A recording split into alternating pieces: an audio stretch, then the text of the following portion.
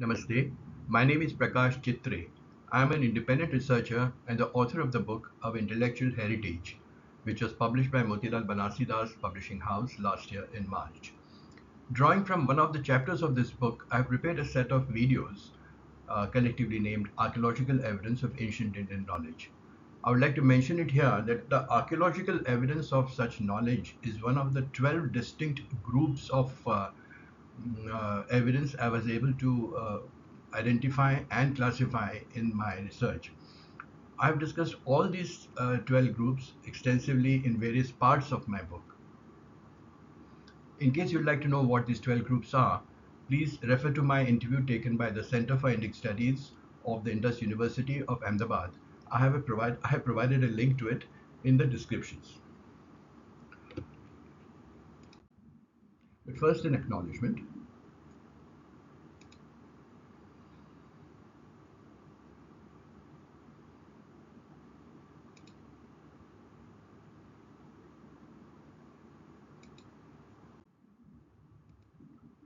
Archaeological findings from various parts of India provide ample evidence of the very ancient Indian knowledge of civil engineering, as seen in their town planning, streets in a north-south and east-west grid, dividing the cities into blocks of rectangles and squares, water management with dams, reservoirs, and water harvesting, construction of perfectly circular wells and techniques to make them strong, networks of separate drains for fresh and effluent water, sanitation at town as well as individual house levels, civil engineering as seen in the port and dock construction, mathematics, an understanding of abstract geometric designs, arithmetic progression, decimal system, microscale geometry, etc.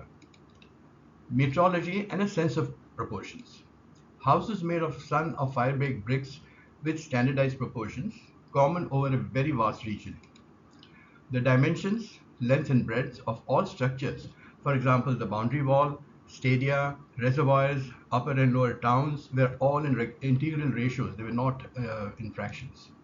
Metrology, as is seen in the weights and measures, which is today called the legal metrology. Standardized precise weights in binary and decimal systems, organized farming, nutrition, and Yoga Shastra. I shall be giving examples of all these in this set of videos. Locating, mapping, and studying the archaeological findings.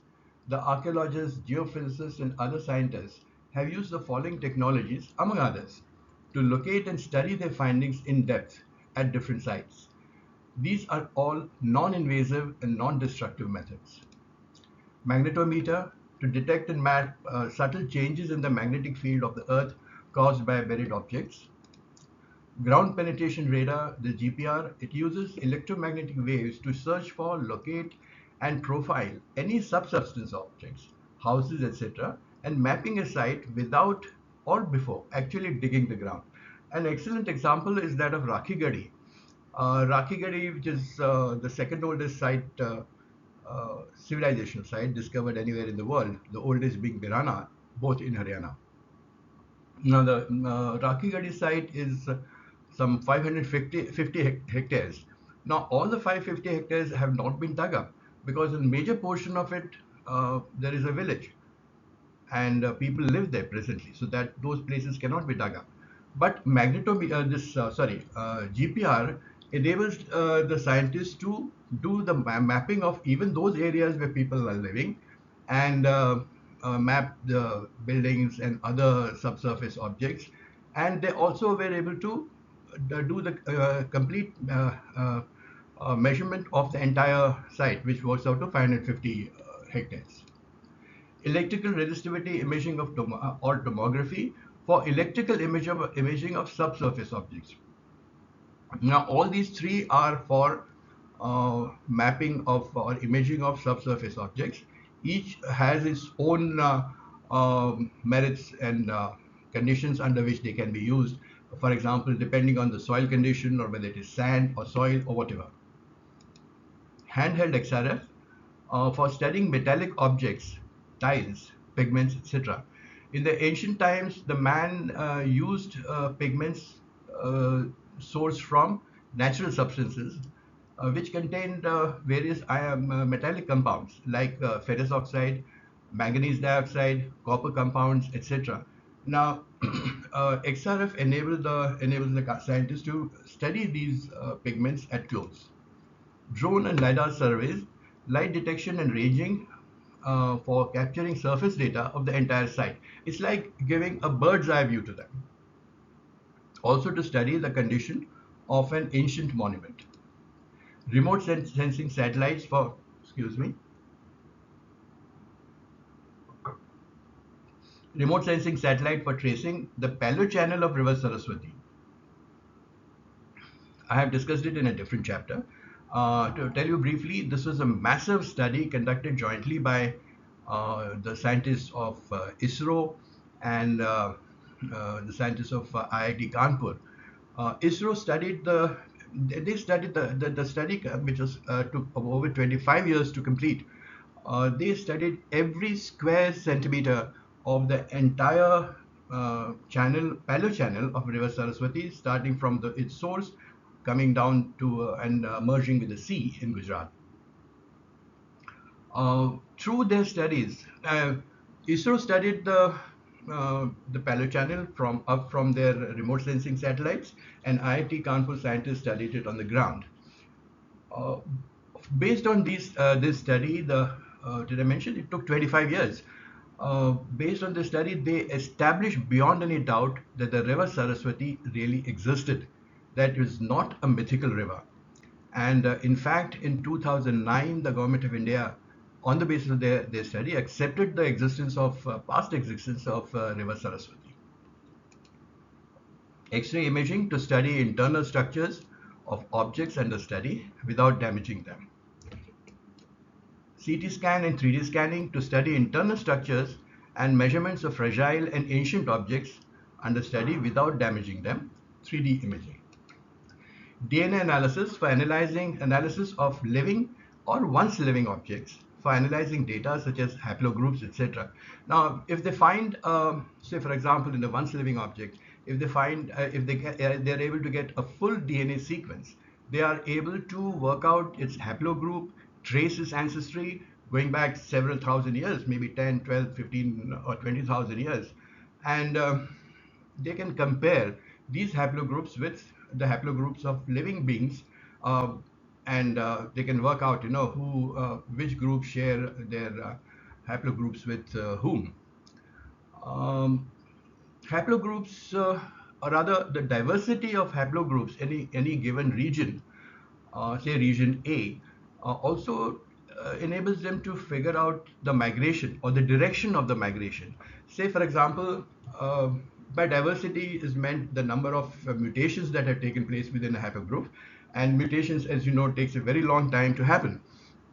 So, if in region A the diversity of a certain haplogroup is much greater than the diversity of the same haplogroup in region B, then they can conclude that there was a migration from region A to region B. Now, in the Indian context, this is very significant, and I have discussed the significance of the same in a different chapter. Locating, mapping, and studying the archaeological findings underwater. The geological the remote sensing scientists and marine archaeologists, such as those from, say, the National Institute of Ocean Technology, etc., use the following technologies and databases, among others, for locating, mapping, and studying the anomalies on the seabed, for examining them, for conducting various studies. Anomalies are formations or contours on the seabed which are not natural to the seafloor. Now, scientists like to examine them to find out what they really are if they're not natural. Side scan sonar for detecting and imaging objects on the seafloor using sonar beams. Sub-bottom profiler, a sonar system to study objects under the seafloor. Now, SSS is for studying objects on the seafloor, whereas sub-bottom profiler is for studying objects under the seafloor. marine magnetic surveys mapping archaeological objects on the seafloor using GPS for determining and recording their precise locations. The general bathymetric chart of the oceans, JEPCO, for example, JEPCO 2021. Now, this is a database of charts of the seafloor collected by various scientists all over the world, and they put in and the whole the pictures for various parts of the sea are is prepared. Now, of course, the sea floor is so huge, the sea area is so huge, it's impossible to complete the study, at least in the near future. But wherever the JEPCO data is available, the scientists can use them. So this also enables them to see where are the contours which they can study. Multi-beam echo sounder or MBES, acoustics underwater sensor technique used to map the seabed to locate and study the contours and anomalies. These are various systems and technologies they use besides some more. Scientific dating of the archaeological evidence. The very large number of archaeological findings from ancient India have been and continue to be examined by a number of eminent archaeologists and other scientists. They determine the age of an object, as you'll see in this presentation, by using various technologies such as the radiocarbon dating, which is used for determining the age of an organic object, i.e. only that which contains carbon in one form or the other, either as an element or as part of a compound. This has been around for a very long time, but still it is quite precise. Optically stimulated luminescence, OSL, considered very precise for dating the age between 100 years to nearly 400,000 years for cut and fattened rocks, metals, etc. Now, this is a very, very precise method, and our scientists have used it in various places, as you see in this presentation. Thermally stimulated luminescence, TSL or thermoluminescence, also for dating, but using a thermal stimulation instead of an optical one. River delta studies and oceanography. Now, the river delta changes over thousands of years, and the scientists know where there was a change and at what point of time in the past. Scientists such as oceanographers, etc. Now, this enables them to at least roughly determine which findings must have been on the surface or wherever in the past. This also has been extremely useful later. Some other scientific methods as well. Now, this brings me to the end of part 1 of 8. Thank you very much, viewers, for taking interest in watching this video and for your time and patience in doing so. I sincerely hope that you liked it. Please do write your comments, queries, so that I can respond at the earliest possible. In continuation, I shall upload part 2 in a couple of days. Do look out for it. I shall present scientific archaeological findings from various parts of India, as also discuss the evidence those provide of ancient Indian knowledge. I look forward to being with me when I present part 2. Until then, namaste, goodbye, and thank you very much once again.